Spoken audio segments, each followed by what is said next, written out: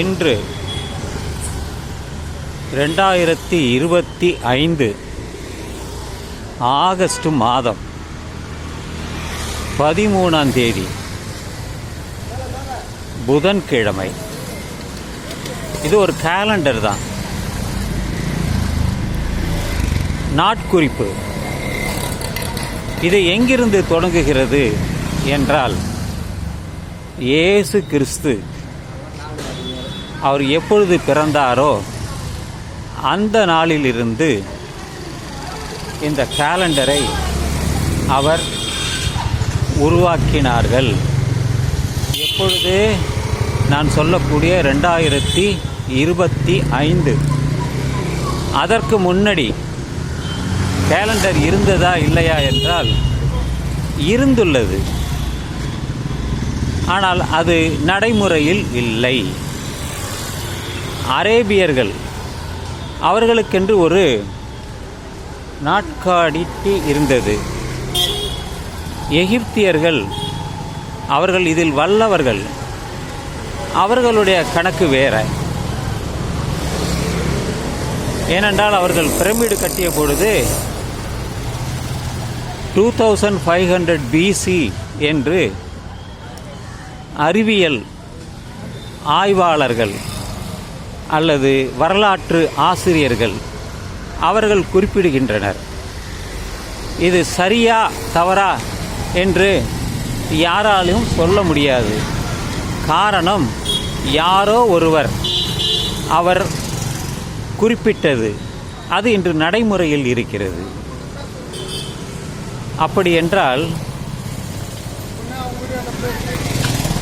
அது உலகத்தில் எல்லோராலும் ஏற்றுக்கொண்டதுக்கு முக்கிய காரணம் அந்த கிறிஸ்துவ மதம்தான். இன்று உலகத்தில் அதிகமான கிறிஸ்துவ மதத்தை பின்பற்றுபவர்கள் அவர்கள்தான். உலகத்தில் இருக்கக்கூடிய ஒரு 5 பில்லியன் இல்லை, 5 மில்லியன் என்று நினைக்கிறேன், இல்லை 5 பில்லியன், அவ்வளவு மக்கள் தொகையில் அதிகமாக உலகத்தில் வாழ்பவர்கள் இந்த இயேசு கிறிஸ்துவை வணங்குபவர்கள், அதை பின்பற்றுபவர்கள். அந்த காலக்கணக்கை வைத்துத்தான் நம்ம இன்று சொல்கிறோம். ஆனால் அதற்கு முன்பு மக்கள் இருந்தார்கள். அது எங்கிருந்து தொடங்கியது என்றால், இந்த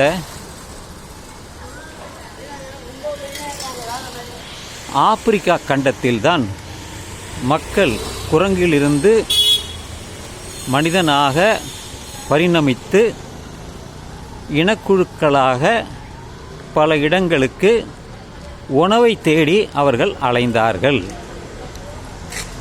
அது எவ்வளவு வருடங்கள் என்றால், நான் சொல்லக்கூடிய 5 பில்லியன் வருடங்கள் என்று சொல்கிறார்கள். இது சரியா அல்லது தவறா என்பது எனக்கு தெரியாது. யாரோ அவர்கள் சொல்கிறார்கள், அதை நாம் ஏற்றுக்கொண்டுள்ளோம், அதை பின்பற்றுகிறோம். அந்த வகையில்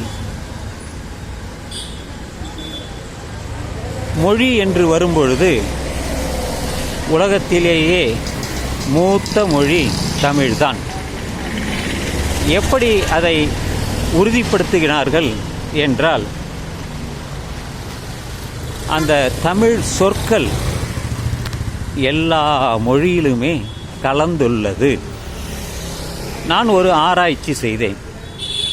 அதாவது தமிழ் பெயர்கள் எந்தெந்த நாடுகளில் பெயர்களாக இருக்கிறது என்று அது ஆராய்ந்தேன். ஒன்று முழுவதுமாக இருக்கிறது, அல்லது இடையில் வருகிறது, அல்லது பாதி பாதியாக அதில் கலந்துள்ளது. உலகத்திலே 195 நாடுகள் இருக்கின்றன. அதில் சுமார் 50 நாடுகளின் பெயர்கள் தமிழ் வார்த்தைகள் கலந்துள்ளது. இதை யாராலையும் மறுக்க முடியாது.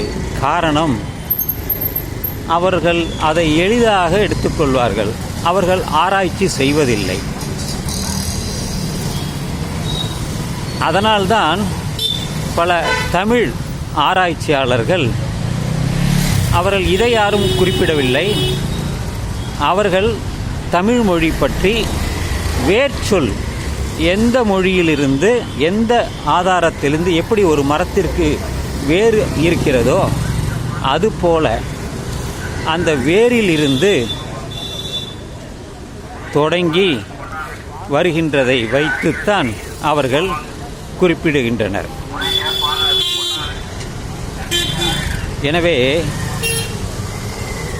இந்த மனிதர்கள் பல இனக்குழுக்களாக பிரிந்தாலும் நாம் எல்லாம் இன்று உலகத்தில் இருக்கக்கூடிய தமிழ் மொழியை பேசிக்கொண்டு உலகத்தில் அனைவரும் நாம் எல்லாம் இருக்கிறோம்.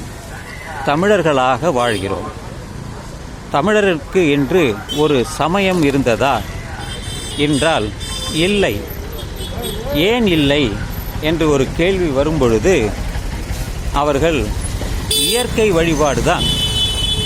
இயற்கை என்றால் நாம் கண்ணால் காணக்கூடிய அனைத்துமே, மலைகளாகட்டும், கடலாக இருக்கட்டும், மரங்களாக இருக்கட்டும், பீடபூமியாக இருக்கட்டும் என்று எல்லாவற்றையும் அவர்கள் ஆராய்ந்து நமக்கு அதை அவர்கள் தெரிவித்தார்கள். அதைத்தான் நாம் இன்று பயன்படுத்துகிறோம். இது எதற்கு நான் சொல்கிறேன் என்றால், இந்த நம்முடைய பாகுபாடு இருக்கிறது. எந்த விதமான பாகுபாடு? உயர்ந்தவன் தாழ்ந்தவன், சாதி மதம் என்று இதெல்லாம் அப்பொழுது இல்லை. பிற்காலத்தில் உருவாக்கப்பட்டதுதான். இதோ நாம் கேட்கிறோமே பாடல், விநாயகரை பற்றி பாடல். இதனுடைய எங்கிருந்து வந்தது? இந்த கோயில் உற்பத்தி பண்ணி சுமார் ஒரு 10 வருடங்களுக்கு குறைவாகத்தான் இருக்கும். அவர்களாக எழுதியது தான் இது எல்லாமே. அதில் ஏதாவது உண்மைத்தன்மை இருக்கிறதா என்றால் அதில் எதுவுமே இல்லை, கற்பனைகள் தான். எப்படி இந்த புராணங்கள், இதிகாசங்கள் எல்லாமே கற்பனையாகவே செய்யப்பட்டது. ஆனால் ஔவையார் எழுதிய பாடல்கள், திருவள்ளுவர் எழுதிய குறள்கள் அது இன்றளவும் நிலைத்து நிற்கிறது என்றால் அது சமயம் சார்ந்து இல்லாதது தான். முக்கியமாக எல்லோரும் தெரிந்து கொள்ள வேண்டியது, சமயம் சார்ந்து இல்லை. மனித வாழ்வியலுக்கு எது தேவையோ அதுதான் அதில் நிறைந்துள்ளது. அறம் பொருள் இன்பம். வீடு என்று இல்லை. வீடு என்பது மோட்சம். ஒரு மனிதன் இறந்த பிறகு அவன் மோட்சத்திற்கு செல்வான் என்பது அவர்களது கணிப்பு, ஒரு கருதுகோள். ஆனால் அப்படி இல்லை. பிறந்தவன் இறக்கின்றான், இறந்தவன் மீண்டும் பிறப்பதில்லை. ஆனால் இந்த சமயவாதிகள் அதை சொல்வார்கள். 7 ஜென்மம் எடுப்பான், மீண்டும் மீண்டும் அவர் செய்கின்ற பாவம் புண்ணியத்திற்கு தகுந்தவாறு அவன் பிறப்பான் என்று கதை சொல்வார்கள். அப்படித்தான் மனிதர் மக்களையே மாற்றிவிட்டார்கள்.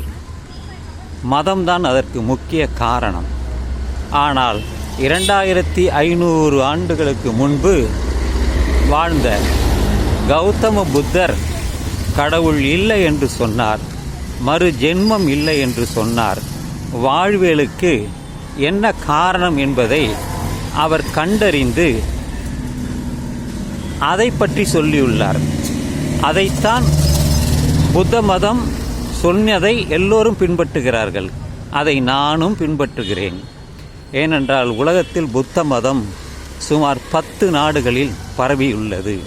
இன்றைய சூழ்நிலை மாறிவிட்டது. இருந்தாலும் தோற்றம் எங்கிருந்து என்றால் அந்த வடநாட்டில் இருந்துதான், கபிலவஸ்து அந்த இடத்தில்தான் எல்லாமே தொடங்கியது.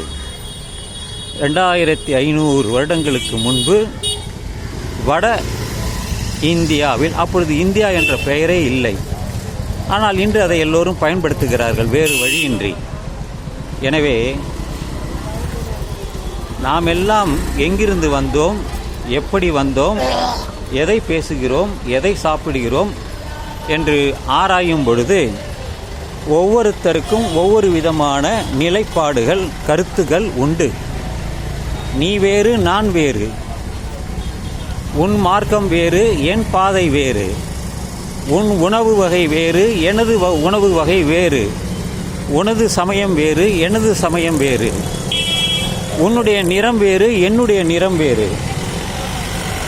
எந்த விதத்திலும் நீயும் நானும் ஒன்று அல்ல. நீ வேறு, நான் வேறு. உன் உணவு பழக்க வழக்கங்கள், நீ சார்ந்த சமயங்கள், உன்னுடைய உடைகள், நீ வாழக்கூடிய இடங்கள், இதைத்தான் எல்லோரும் பேசிக்கொண்டு வருகிறார்கள். ஆனால் நீயும் நானும் ஒன்றல்ல, நானும் நீயும் ஒன்றல்ல. மொழியால் இணைந்திருக்கிறோம், உருவத்தால் இணைந்திருக்கிறோம், உலகத்தோடு ஒட்டி ஒழுகுகிறோம். உலகத்தோடு ஒட்டு ஒழுகல் என்று சொல்வார்கள். அப்படித்தான் இந்த பூமியிலே பல இடங்களிலே நாம் எல்லாம் வெவ்வேறு இடங்களில், வெவ்வேறு மொழிகளில், வெவ்வேறு விதமான கலாச்சாரம், பண்பாட்டில் நாம் எல்லாம் இருக்கிறோம். ஆனால் போவதற்கு, வருவதற்கு தடை இல்லை. எப்பொழுது விமானம் என்று ஒன்றை, வானூர்தியை கண்டுபிடித்தானோ அன்றிலிருந்து இன்று பல நாடுகளுக்கு சென்று வருகிறார்கள். அந்த விமானம் கண்டுபிடிப்பதற்கு முன்பு மனிதர்கள் கப்பலில் சென்றார்கள். களம் என்று, மரக்களம் என்று சொல்வார்கள், அதில்தான் அவர்கள் சென்று வந்தார்கள். பிறகுதான் பலவிதமான முன்னேற்றங்கள் ஏற்பட்டு இன்று எல்லோரும் வெவ்வேறு விதமாக கப்பல் மூலமாக, படகு மூலமாக அவர்கள் சென்று வருகிறார்கள். இதுதான் வாழ்க்கையின், நான் சொன்ன அந்த பிரமிடு காலத்திலிருந்து இன்று வரை என்ன என்ன நடந்ததோ அதைத்தான் உங்களுக்கு நான் தெரிவிக்கிறேன். நண்பர்களே, இதை முழுமையாக நீங்கள் காது கொடுத்து கேளுங்கள். சுமார் ஒரு 13 நிமிடங்கள் போகும். பொறுமையாக கேளுங்கள், உங்கள் கருத்துக்களை சொல்லுங்கள் என்று சொல்லி என்னுடைய பதிவை நான் நிறைவு செய்கிறேன். இந்த இடம் கொளத்தூர். ராஜா டிஜிட்டல் ஸ்டுடியோ இந்த வாசலில் தான் நிற்கிறேன். அப்படியே வீட்டிற்கு திரும்பி போய்விடுவேன். எனவே நண்பர்களே, இந்த இரவு நள்ளிரவாகட்டும் என்று சொல்லி இந்த காணொளியை நான் நிறைவு செய்கிறேன். வாழ்க தமிழ்நாடு, வாழ்க வளமுடன், வாழ்க தமிழ்மொழி.